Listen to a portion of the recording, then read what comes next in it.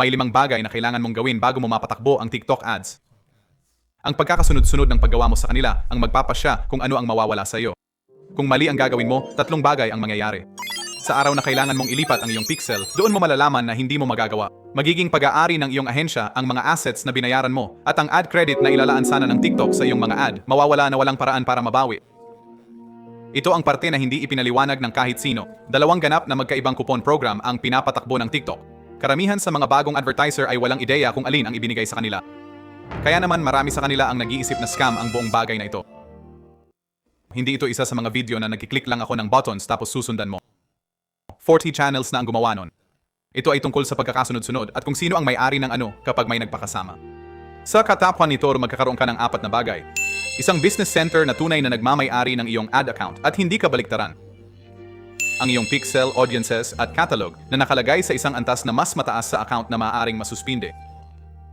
Naisumiti na ang verification para malaman mong stable ang account bago mo lagyan ng pera at malalaman mo kung anong kupon ang binigay sa iyo at kung saan ito titingnan.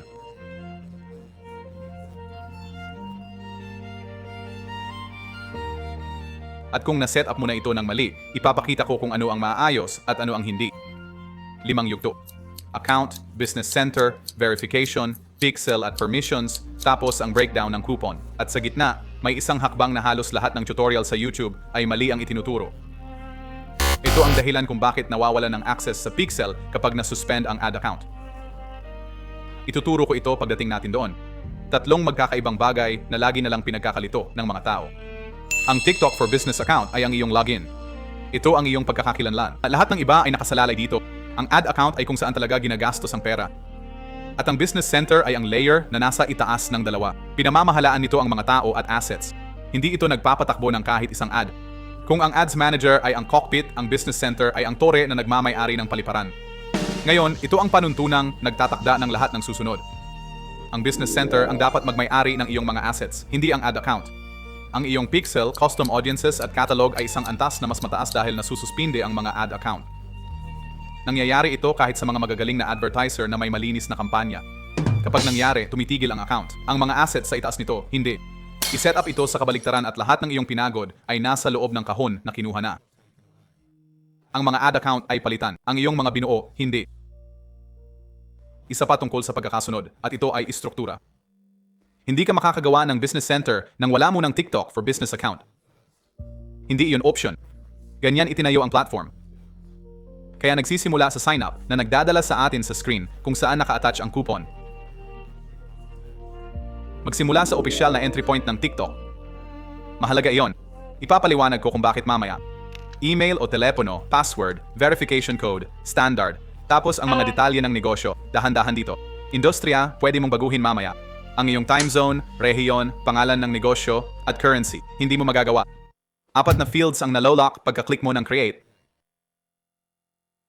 Piliin ang currency na talagang gagamitin mo sa billing kasi ang pagbabago nito later ay nangangailangan ng bagong ad account, hindi lang settings toggle. Mag-register sa tamang rehiyon mo dahil kailangan ng TikTok na locally registered ang account at kapag hindi tugma, mafi-flag ito. Sa susunod na screen, piliin na advertiser ka, hindi agency. Piliin iyon at papayagan ka ng TikTok na gumawa ng iyong unang ad account dito mismo sa parehong flow. Punan na ngayon, para hindi na ito problema mamaya. At itong screen na ito ang tinutukoy ko. Kung may promotion banner sa registration, naka-attach na ang coupon mo sa sandaling nagawa ang account. Hindi kapag na-launch mo ang unang campaign. Hindi kapag nagdagdag ka ng paraan ng pagbabayad. Sa paglikha mismo. Makikita mo ito pagkatapos sa ilalim ng ticket icon sa kanang bahagi sa itaas. O sa billing menu. Kaya isang praktikal na paalala bago tayo magpatuloy.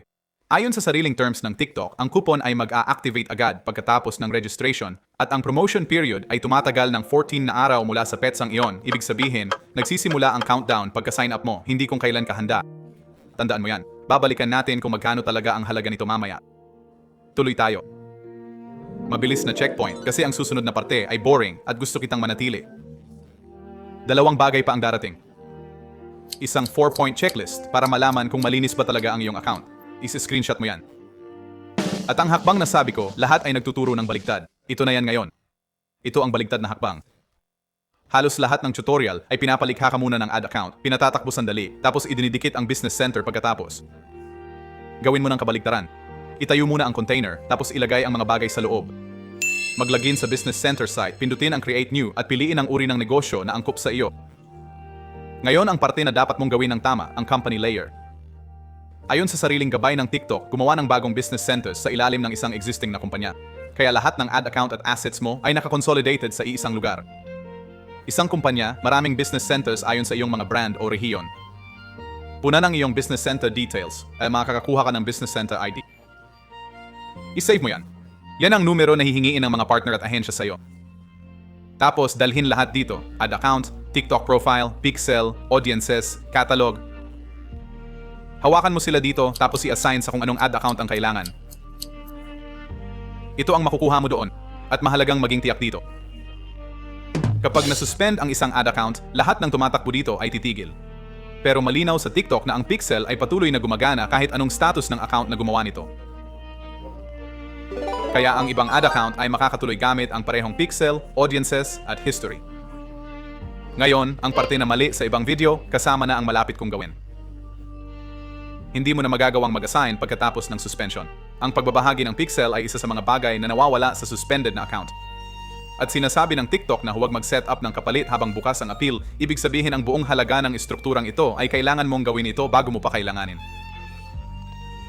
Parehong 15 minuto lang ang setup. Pero magkaibang resulta. Verification. Walang gustong gawin ang part na ito. Ihanda ang iyong mga dokumento bago magsimula dahil ang mga hindi tapos na submission ang nagpapalala ng 10 minutong trabaho at nagiging ilang linggo ng muling pagsusumite. Sulit itong gawin. Ang verified account ay mas stable at ang stability ang pinaka-importante kapag gumagastos ka na ng tunay na pera.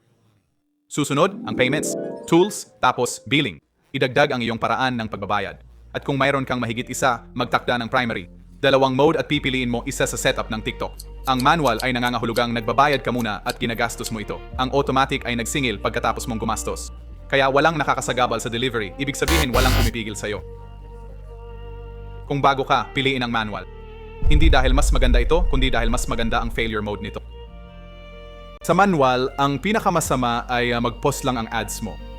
Sa automatic, ang pinakamasama ay isang card statement na hindi mo inaasahan. Maaari kang lumipat mamaya kapag alam mo na ang iyong mga numero. Pixel. Gawin ito sa business center, hindi sa loob ng ad account. Iisang bagay, iba lang ang may-ari. At ang may-ari ang buong punto ng lahat ng ginawa natin. May permanenteng babala. At ito ang tunay na dahilan kung bakit mahalaga ang pagkakasunod na ito. Hindi na maaring i-unlink ang pixel mula sa ad account na lumikha nito. Kaya gawin ito sa itaas tapos i-assign sa mga ad account na nangangailangan nito. Ngayon na, bago pa may masira. Permissions. Bigyan lang ng access ang mga taong talagang gumagamit nito. At tandaan ang dalawang bagay na ito. Ang members ay ang iyong mga tao, idinadagdag gamit ang email address. Ang partners ay mga ahensya sa labas, idinadagdag gamit ang business center ID nila. Magkaibang paraan para i-revoke. Kung isa ka lang sa operation mo ngayon, alam ko parang paperwork lang to sa'yo. Hindi ito para ngayon lang. Para sa araw na mag-hire ka ng tao o mag-handover ng account sa isang agency at gusto mong maging 4 na minuto lang ang handover, hindi isang weekend. Okay. Ang dalawang coupon program, ito ang bahagi na ipinangako ko sa simula. Pinangalanan mismo ng TikTok ang mga ito at hindi sila variations ng isa't isa. Ang Program 1 ay isang discount coupon, percentage off hanggang sa isang cap. Ang nasa screen ay nagbabasa ng 50% off sa ad spend hanggang $200. Walang minimum spend doon. Ibinabawas ito sa bawat singil simula sa unang dolyar mo. Mag-spend ng $1,000. Magbabayad ka ng 50 cents. Mag-spend ng $400. Magbabayad ka ng $200. At sakop ng TikTok ang isa pang $200. Naabot na ang cap. $401 pataas. Babalik ka sa full price. Ang Program 2 ay ganap na naiiba. Mag-spend ng qualifying amount sa loob ng isang window at ang credit ay darating pagkatapos ng window na yon. Ito ay parehong platform sa ibang landing page na nag-aalok ng hanggang $6,000. At ibinalangkas ng TikTok ang mekanismo sa 3 hakbang. Basahin mo ang mga ito, i-launch ang iyong ads, tinutugma nila ang iyong ginastos at ang iyong mga earned credits ay ia-apply pagkatapos. Earned. Yan ang buong salita. Walang mababawas sa una. At ganito ang hitsura sa totoong account. Isang kupon sa tab na earning, 0% pa lang. 0 pa ang credits na kinita. Kaya akala ng iba na scam sila. Nasa Program 2 sila, akala Program 1. Ngayon, ang totoong limitasyon, mahalaga ito. Isang redemption lang bawat advertiser. Kung may coupon na ang existing account mo, bagong ad account sa parehong business center ay walang pangalawa. Nakasaad iyan sa policy, hindi chismis. Ang credit ay hindi cash. Sa terms ng TikTok, non-refundable, non-transferable at may expiry. At walang garantiya ito. Iba-iba kada region at pwedeng baguhin ng TikTok anumang oras. Kaya saan ka man, check-in mo mismo. Tools, tapos billing, tapos promotions. Bawat active coupon, kondisyon at end date nasa isang screen. Kung na-set up mo na ito, tatlong sitwasyon. Isa, nag-register ka ng walang kalakip na promotion. Magiging tapat ako sa'yo. Hindi na mababawi ang coupon na yon at wala itong support ticket. Pero ang business center structure na itinayo namin ay nagsisave pa rin ng iyong account. At totoo, iyon ang mas malaking problema sa dalawa. Dalawa, ang iyong coupon ay mukhang nasuspinde. Kadalasan, iyan ay risk controls at hindi ito pinal. Pwede kang mag-submit ng apela sa loob ng parehong promotion screen.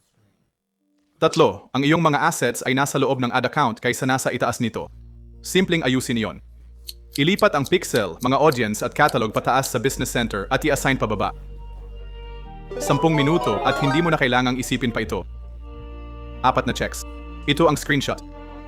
Isa, ang business center ay nasa itaas ng iyong ad account at siya ang may-ari, hindi ka baligtaran. Dalawa ring na pixel, mga audience at catalog ay nasa business center layer at naka-assign pababa. 3, na isumite na ang business verification documents. 4, binuksan mo na ang tools, billing, promotions at nakita mo mismo kung anong coupon ang mayroon ka. 4 sa 4, malinis ang iyong account. Iyon ang kokak sa simula ng video na ito. Bago kita i-refer sa kahit saan, ito muna ang mga taong walang silbi ang link na ito. Kung nagbebenta ka sa TikTok Shop o Shopify, direkta kang hindi kasali sa terms. May sarili kang coupon screen sa Seller Center. Kung may ad account ka na nakakuha na ng coupon, wala na itong magagawa para sa iyo. Kung hindi ka gagastos sa susunod na 14 na araw, mawawala ang pagkakataon bago mo pa magamit.